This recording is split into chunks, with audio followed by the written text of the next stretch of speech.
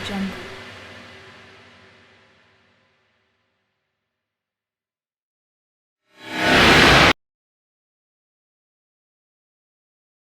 अस्सलाम वालेकुम प्यारे दोस्तों, जुल्फी नॉलेज लैंड में खुश आमदीद। सुल्तान सलाहुद्दीन अयूबी रहमतुल्लाह अलैह, सुल्तान नूरुद्दीन जंगी रहमतुल्लाह अलैह का लश्कर तूफान बरकोबाद की तरह अपने हदफ की जानिब रवां था। वो उंदलस के शहजादे गारनेट को संभलने का मौका देना नहीं चाहते थे। इस्लामी लश्कर ने ये तवील फासला 3 दिन में तय किया और आगे बढ़कर किले का मुहासरा कर लिया।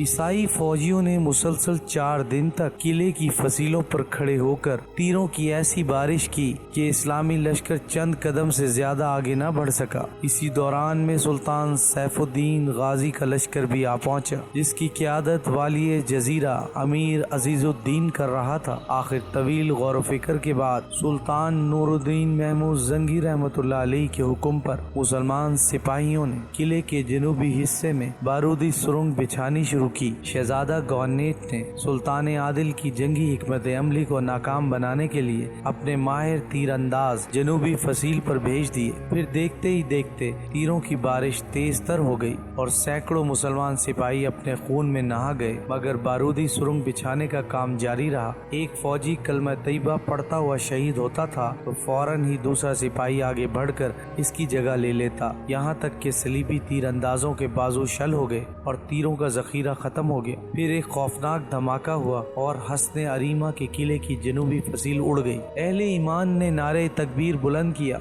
और किले में दाखिल हो गए। सलीबियों ने कुछ देर तक जमकर मुकाबला किया, मगर जब इनकी बड़ी तादाद मौत का लुकमा बन गई तो किले में हर तरफ ईसाइयों की चीखें गूंजने लगी। हर सलीबी औरत और मर्द पनाह मांग रहा था। अमान अमान। इस्लामी लश्कर की तलवारें न्याम में चली गईं और सलीबियों को गिरफ्तार किया जाने लगा। असीराने जंग में हाकिम तलीतला उंदलस की जाबरो सफ़ाक और इस्लाम दुश्मन बीवी लूजी भी शामिल थी। शहजादा गारनेट किसी न किसी तरह किले से निकलकर फरार होने में कामयाब हो गया, मगर उस वक्त इसके खौफ की कोई इंतहा नहीं रही। जब इसने दूसरे घोड़ों की टापों की आवाज सुनी, गारनेट ने पलट कर देखा। एक मुसलमान शाहसवार इसका ताक़ुब कर रहा था। शहजादे ने अपने घोड़े की रफ्तार और बढ़ा दी, मगर इसकी ये कोशिश भी नाकाम रही। अगर तुम खुद को मेरे हवाले कर दो तो मैं अपने अमीर की तरफ से तुम्हारी जान बख्शी का ऐलान करता हूँ। मैदान में मुसलमान शाहसवार की पुरजलाल आवाज गूंजी। शहजादा गारनेट को ये अजनबी आवाज अपने बहुत करीब महसूस हुई। अगरचे वो मुसल्ला था और अपने पीछे आने वाले मुसलमान सिपाही का मुकाबला कर सकता था, लेकिन ईसाई फौज की शिकस्त के बाद वो बदहवास हो गया था। शहजादा गारनेट को अपनी जान ज्यादा अजीज थी। इसने आखिरी तदबीर के तौर पर अपने घोड़े को एड़ दी, मगर मुस्लिम शाहसवार इसके सर पर आ पहुंचा था। फिर देखते ही देखते गारनेट का घोड़ा लड़खड़ाया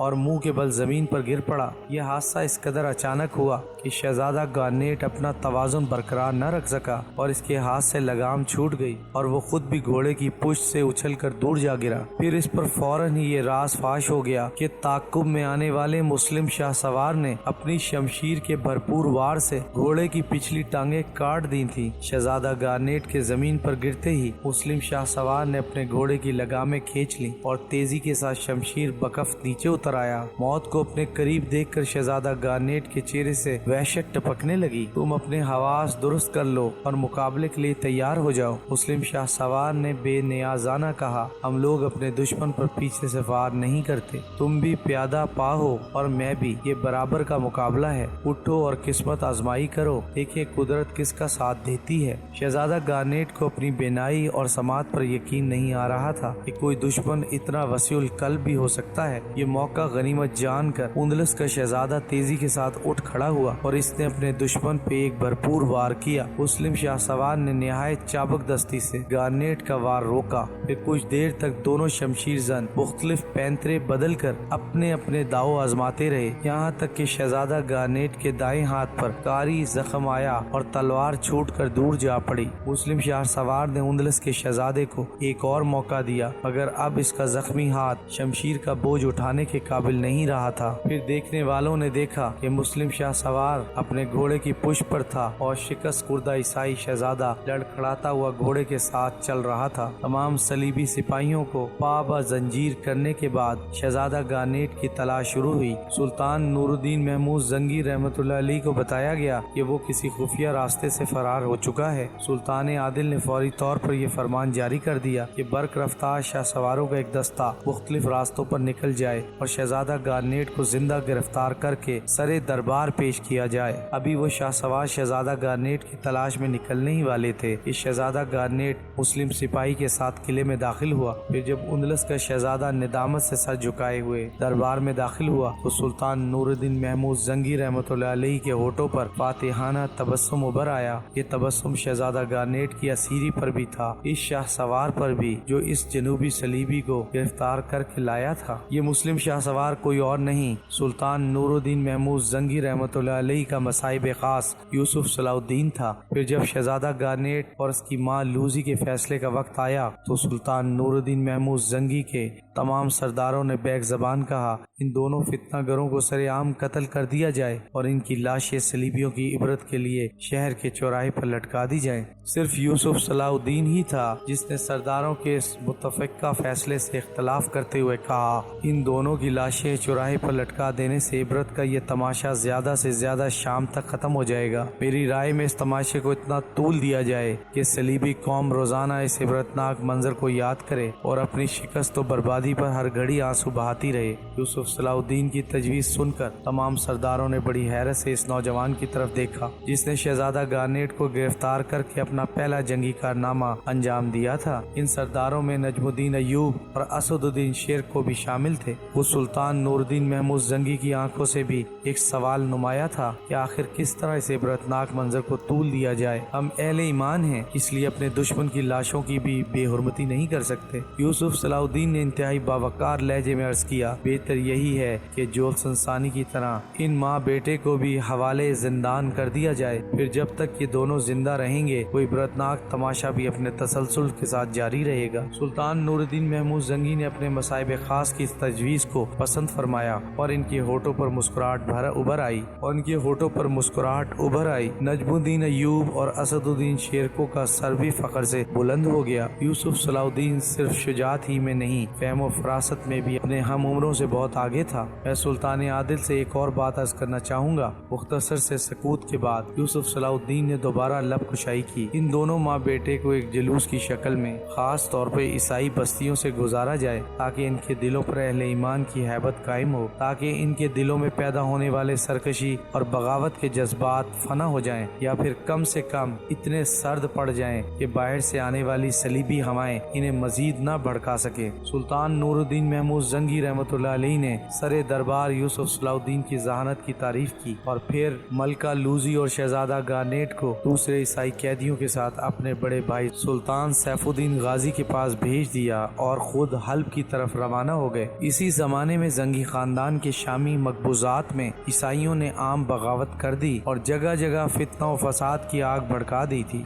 इस सोरिश की वजह भी एक फितनागर राहब सेनेट मारवा था। सेनेट बर्नौट की शर्मनाक और इबरतनाक मौत के बाद सेनेट मौल्लो ने कसम खाई थी कि वो अपने अजीम मजहबी पेशवा के मुकद्दस मिशन को जारी रखेगा। अपनी इस मजहबी तहरीक को जारी रखने के लिए एक नया तरीका अख्तियार किया था। जब ईसाई कौम अपनी इबादत के लिए गिरजा घर में जमा हो जाती तो सेनेट माल्लो के हुक्म पर इबादत गाह के तमाम दरवाजे बंद कर दिए जाते थे। फिर वो अय्यार राहब इबादत के नाम पर जमा होने वाले सादा दिल ईसाइयों को लानत और मलामत करते हुए पुरजोश तकरीरें किया करता था। तुमसे यसु मसीह इस कदर नाराज हैं कि मुकद्दस बेटे की हालत गजब को अल्फाज में बयान नहीं कर सकता। ये कहकर फितनागर राहब कुछ देर के लिए खामोश हो जाता ताकि वो अपने मुखातबीन की दिली कैफियत का मुशाहिदा कर सके। अपने मजहबी पेशवा की जबानी यसु मसीह के गैज़ो गजब की बात सुनकर इबादत के लिए जमा होने वाले ईसाई खौफजदा हो जाते। फिर वो यार राहब इनके मुंतशिर जहनों पर एक और ज़रब लगाता, इस वक्त तक तुम्हारी कोई इबादत भी कबूल नहीं है जब तक तुम्हारे पैरों में मुसलमानों की जंजीर गुलामी पड़ी है। इस जंजीर गुलामी को कैसे काटा जाए? गिरजा में मौजूद ईसाई बेकरार होकर पूछते,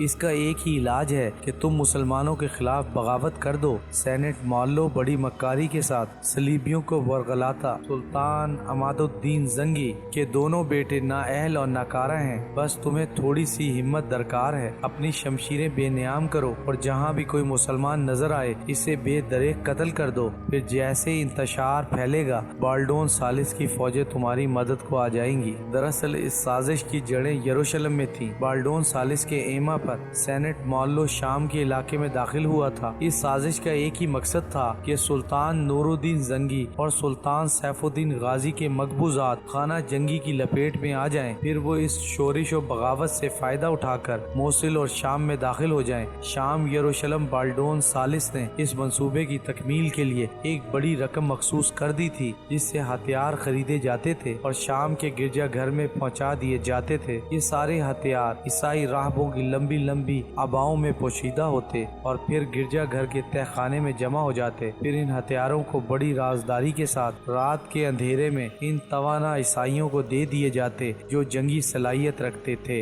एपिसोड 23 इख्तिताम पजीर हुई।